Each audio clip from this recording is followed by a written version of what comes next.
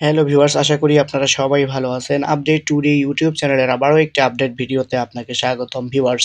সারা বাংলাদেশের বেসরকারি এমপিওভুক্ত শিক্ষা প্রতিষ্ঠানকে জাতীয়করণের দাবিতে আজ সকাল ১০টায় ঢাকায় আন্দোলন শুরু করছে শিক্ষকরা।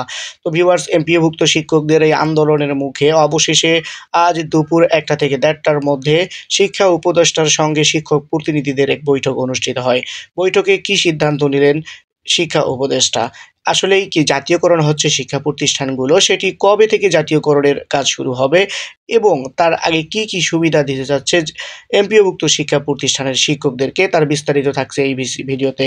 ভিউয়ার্স, ভিডিওটি স্কিপ না করে শুরু থেকে শেষ পর্যন্ত দেখুন এবং জানুন আজকে জাতীয়করণের যে আলোচনা হয়েছে সেই আলোচনার সকল বিষয়। তো ভিউয়ার্স, জাতীয়করণ আন্দোলন, শিক্ষা উপদেষ্টার সঙ্গে বৈঠকে যেসব আলোচনা হলো শিক্ষকদের। ভিউয়ার্স, চ্যানেলটি এখনও সাবস্ক্রাইব করে না থাকলে অনুগ্রহ করে চ্যানেলটি সাবস্ক্রাইব করে ভিডিওটি সম্পূর্ণ দেখুন। জাতীয়করণের দাবিতে আন্দোলনরত শিক্ষকদের সাথে সভা শেষ করেছেন শিক্ষা উপদেষ্টা অধ্যাপক সি.আর. আবরার।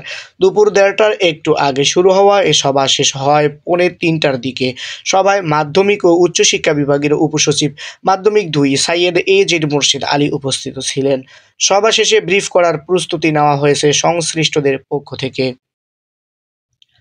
সভা সূত্রে জানা গেছে, মন্ত্রী ও সংশ্লিষ্ট সবার সঙ্গে অনুষ্ঠিত বৈঠকে সর্বজনীন বদলি বিষয়ে আলোচনা হয়েছে।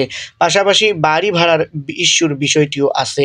এটা কিভাবে বাড়ানো যায় সেই বিষয়ে শিক্ষকদের কাছ থেকে প্রস্তাবনা চেয়েছে শিক্ষা মন্ত্রণালয়, যা আলোচনা করে শিক্ষকরা মন্ত্রণালয়ে দেবেন। অন্যদিকে শিক্ষা মন্ত্রণালয়ের পক্ষ থেকেও আশ্বাস দেওয়া হয়েছে, বাড়ি ভাড়ার টাকা বৃদ্ধি সহ অন্যান্য বিষয়গুলো কিভাবে সমাধান করা যায় তা নিয়ে আলোচনা হবে।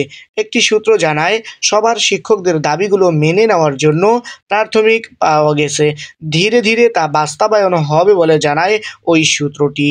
জাতীয়করণের দাবিতে শিক্ষা উপদেষ্টার সঙ্গে সভা করা প্রতিনিধি দলের মধ্যে ছিলেন ঢাকা মহিলা কলেজের মোহাম্মদ মাইনুদ্দিন, ময়মনসিংহ কাতলাসেন কাদেরিয়া কামিল মাদ্রাসার অধ্যক্ষ দেলোয়ার হোসেন আজিজি, ব্রাহ্মণবাড়িয়ার বারাঞ্চল উপদেষ্টা হায়দরনগর কালাকন্দি আসমাতুন্নিসা উচ্চ বিদ্যালয়ের সরকারি শিক্ষক মোহাম্মদ তালেব সোহাগ, বরিশালের আনোয়ারা ফাজিল মাদ্রাসার শান্ত ইসলাম, শামসুদ্দিন উচ্চ বিদ্যালয়ের আবুল বাশার, বাগাদি গনি উচ্চ বিদ্যালয়ের জাহাঙ্গীর হোসেন, পাবনার সুজানগরের খলিফুল উচ্চ বিদ্যালয়ের সহকারী শিক্ষক ও বিটিএফ সভাপতি হাবিবুল্লাহ রাজু, নরসিংদীর সর্দার আসমত আলী মহিলা কলেজের জহিরুল ইসলাম, গ্যান্ডারিয়া উচ্চ বিদ্যালয়ের মোহাম্মদ রফিকুল ইসলাম এবং কুমিল্লার দেবিদ্বার ইসলামিয়া ফাজিল মাদ্রাসার অধ্যক্ষ মোহাম্মদ আলাউদ্দিন। এর আগে বুধবার সকাল ৯টা থেকে জাতীয় প্রেসক্লাবের সামনে সমাবেশ শুরু হয়।